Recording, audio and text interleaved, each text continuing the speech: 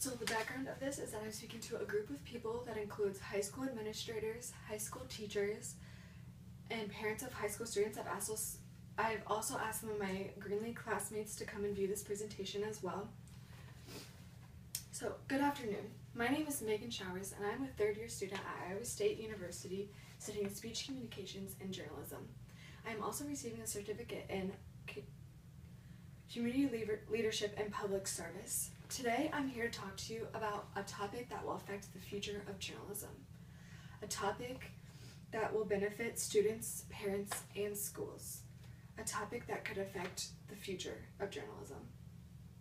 First, I'm going to talk about a problem with high school journalism, then the causes of that problem, and then a solution that will benefit students and teachers alike. The problem today is that high school journalism programs and courses are not being offered across the board, all across the nation. Albia High School, where I attended high school, states on their website, "We strive to provide quality educational opportunities for all students to help them be successful now and in the future. I can say from personal experience that Albia High School is not doing what they promised. They did not prepare me for college. They did not give me the same opportunities as students in engineering or art or automotive." So, with that being said, Albia High School they provide engineering, health, science, automotive, and art classes, and tailors them to help students be successful in college and within the workforce. The question they have me asking is, why are you providing resources and courses for some students but not for all of your students? So again, the problem is that high school journalism programs and courses are not being offered in schools across the nation. But why are they not being offered?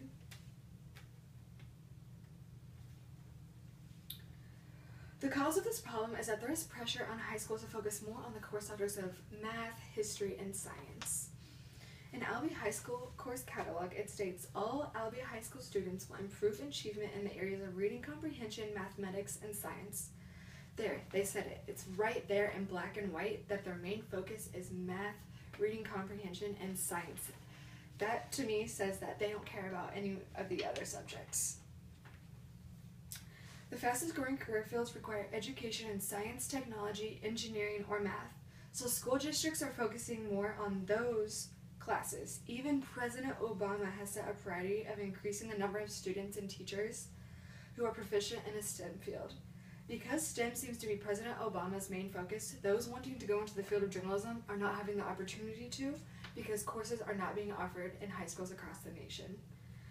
So what is the solution to this ever-growing problem? The solution is so obvious. The solution is to provide journalism programs and courses in high schools across the nation. The 2008 NNA Foundation research mirrors the 1987 Journalism Education Association findings and provides clear evidence that student journalists earn better grades, perform at higher levels of college entrance exams, and receive high grades in college writing and grammar courses than students who lack that journalism experience.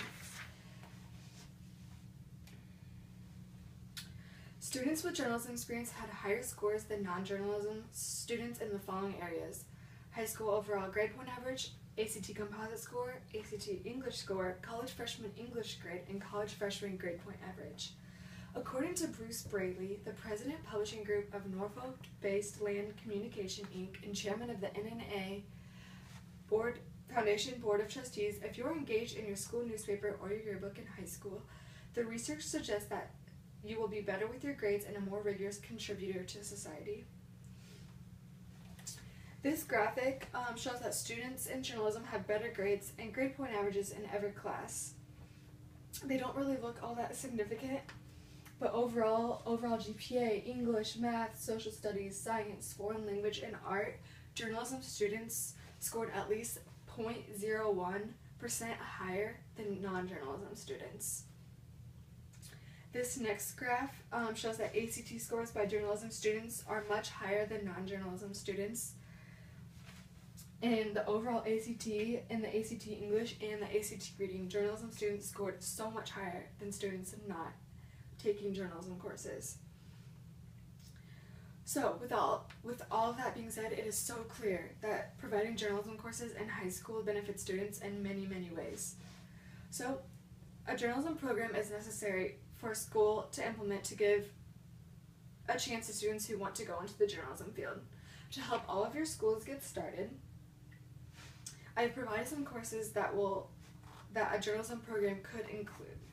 So first, an introduction to journalism. This class would be required before taking any other of the journalism classes.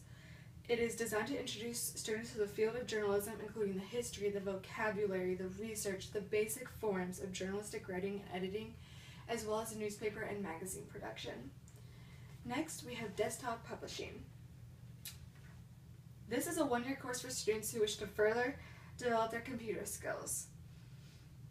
In this class, they'll learn the ins and outs of Adobe InDesign and further their skills that they learned in basic computer applications. The next two classes are Desktop Publishing 2 and 3. These classes are solely responsible for creating the school yearbook. They will use research, interviews, and creative angles to write interesting stories to go into the yearbook.